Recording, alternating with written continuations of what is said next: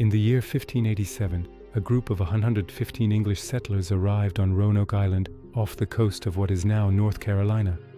They came with dreams of a new life, led by Governor John White, hoping to establish the first permanent English settlement in the New World. But the New World was not as welcoming as they had hoped. Resources were scarce and tensions with local tribes were rising. Just months after arriving, John White's daughter gave birth to Virginia Dare, the first English child born in the Americas. Despite this brief moment of joy, the colony was struggling. They desperately needed more supplies and protection from England. Governor White decided to sail back to England to gather help, leaving his family and the entire colony behind. He promised to return within months.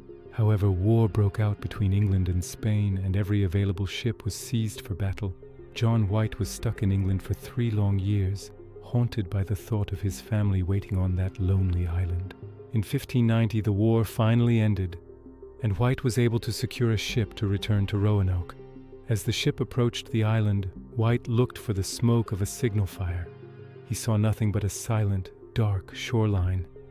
He stepped onto the beach where he had left his friends and family 3 years earlier. The silence was deafening. The settlement was gone.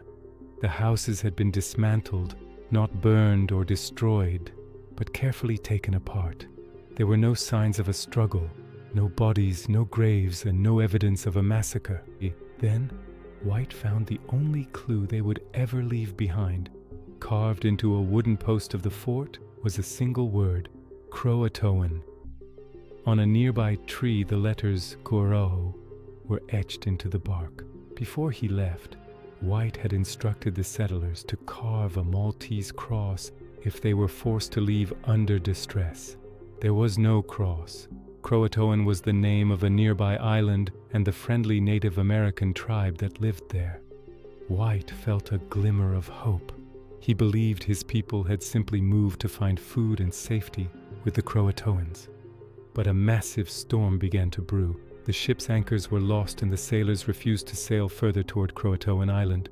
Forced by the weather and the exhausted crew, White had to abandon the search and return to England. He never saw his family again. The disappearance of the Roanoke settlers became the lost colony, a mystery that has haunted American history for over 4 centuries. How could over 100 people disappear without leaving a single trace of their fate? The first and most obvious theory is that the settlers were attacked and killed by a hostile Native American tribe. However, the lack of remains and the fact that the buildings were neatly dismantled makes this theory unlikely. If there had been a massacre, the site would have been a scene of chaos and destruction, not an empty clearing. The second theory is that the settlers attempted to sail back to England on their own in a small, poorly built boat.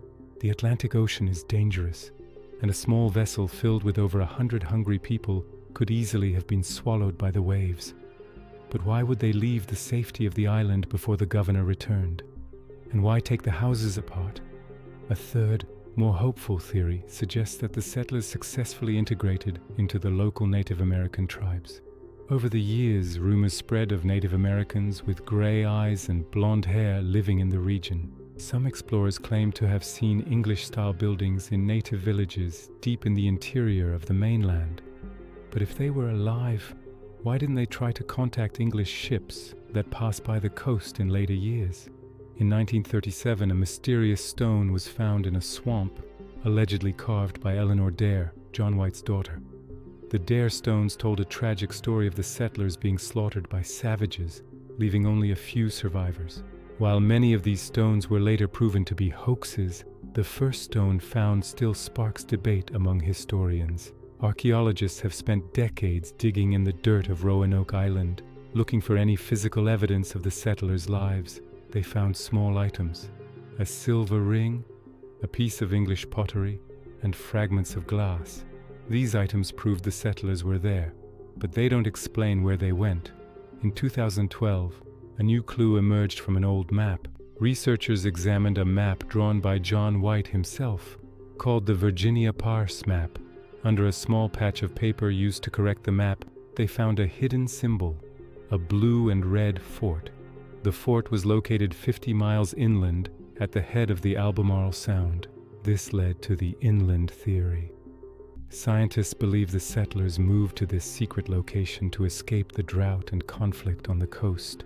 Recent excavations at Site X, as it is now called, have uncovered English pottery that dates back to the late 16th century. Could this be the final resting place of the lost colony? If so, what happened to the fort and its people? The mystery takes a darker turn when you consider the environment. Tree ring studies show that the area was suffering from its worst drought in 800 years. The settlers were starving, their crops were dying, and the local tribes were also struggling to survive. Starvation often leads to desperation and violence. The peaceful integration theory might have a violent hidden side. Some believe the colony split into two groups. One went to Croatoan Island, and the other moved inland.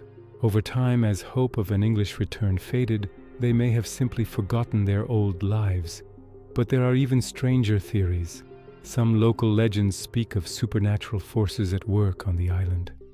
Ancient folklore describes a spirit that could turn people into trees or stones if they offended the land. While science dismisses these myths, the atmosphere of Roanoke Island remains heavy with a sense of the unknown.